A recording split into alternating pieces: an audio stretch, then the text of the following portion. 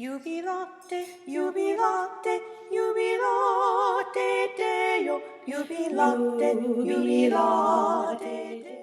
Hello, my name is Pamela Dolan, and I'm the rector at the Episcopal Church of St. Martin in Davis, California.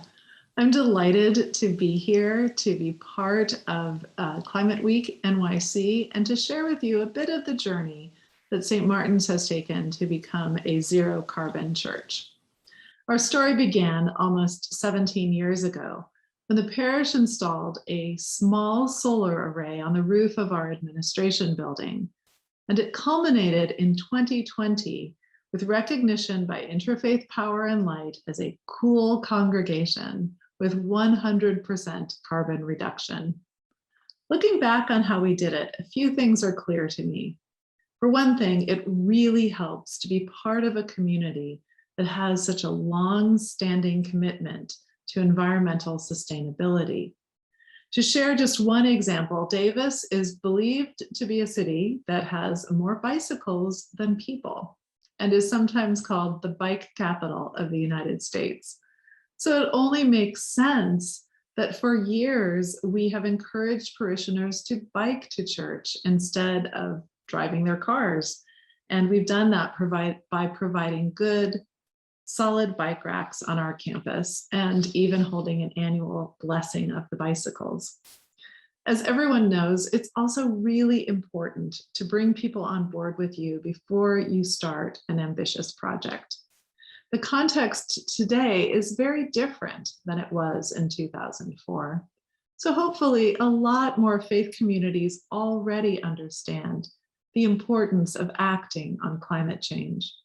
I wasn't even a part of St. Martin's back then, so I can't take any credit for this, but I have heard a lot about the wise steps that parish leaders took to encourage the connections between our faith and our growing commitment to environmental stewardship. Study groups, parish-wide forums, energy audits, and careful marshaling of our financial resources all provided evidence that there was widespread support for this work in our congregation. We were engaged by the thought that we could reduce both our carbon footprint and our utility bills. I would also urge congregations to do what you can when you can, even if you don't have the whole plan figured out in advance. Sometimes planning and studying can become an excuse for inaction. Don't let that happen. Our own journey was made up of many small steps, as well as a few big leaps. Sometimes our progress stalled for a while, but the issue was never allowed to be entirely shelved. Some of the significant milestones along our path include a capital campaign in 2010 enabled us to replace leaky single-pane windows and outdated and inefficient lighting with energy-efficient equivalents.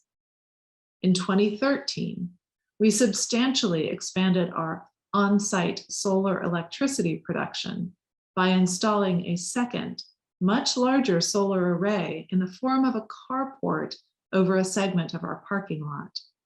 Financially, this was made possible by entering into an agreement in which St. Martin's committed to buying the clean electricity produced on our property.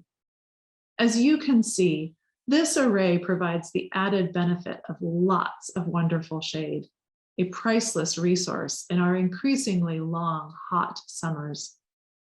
In 2017, the year I arrived at St. Martin's, we replaced the gas-powered HVAC system in our sanctuary with a series of energy-efficient electric heat pumps that can be controlled individually, thus, again, reducing both our energy bill and our carbon use. This was one of those changes that doesn't sound very sexy at first, but that actually has a big impact over time. In 2019, a parishioner with a deep commitment to combating climate change offered to purchase an additional 12 kilowatts of solar panels for the church. Church leadership not only agreed to this, but we realized that the best way to make the most of his gift was to convert all our remaining gas appliances to electric, rather than waiting for them to wear out and need replacement. With those combined final steps, our church effectively became completely solar powered. If you are part of a congregation that wants to become carbon neutral, most likely there will be a cheaper and faster path for you to follow than the one that we took. So please don't be discouraged if it sounds daunting. Today, there are better technologies, better incentives, and the example of others who have charted the course. It typically takes less than a decade to pay for new systems, and savings will continue to accumulate after that. My last word of advice is, don't forget to celebrate. When we reached our big milestone of becoming a zero carbon church in 2020, we wanted the world to know. Of course, we were also in the midst of a pandemic, so we had to scale back any big in-person plans. Still, what a fun day it was when our bishop, the Right Reverend Megan Traquair, came to bless our solar panels. She was such a good sport about being lifted up to the roof via a scissors lift, and she's been very happy to claim her title as the Flying Bishop of Northern California.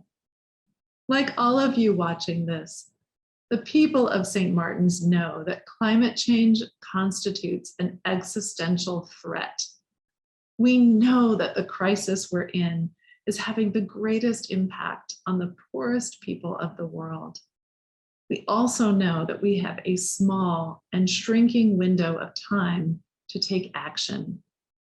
We are committed to continuing the work toward reducing our environmental footprint in order to create a more just and sustainable world. Throughout this process, we have encouraged parishioners to look at their own habits around transportation, dietary choices, landscaping, and other lifestyle decisions that can affect greenhouse gas emissions and global change. We hope our actions can inspire other churches, faith groups, businesses, and individuals, and our state and federal government to take the bold steps needed to truly care for God's creation. Thank you. Via Dominus ipse est Deus. Jubilate, jubilate, jubilate Deo, jubilate, jubilate Deo, omnis terra, omnis terra.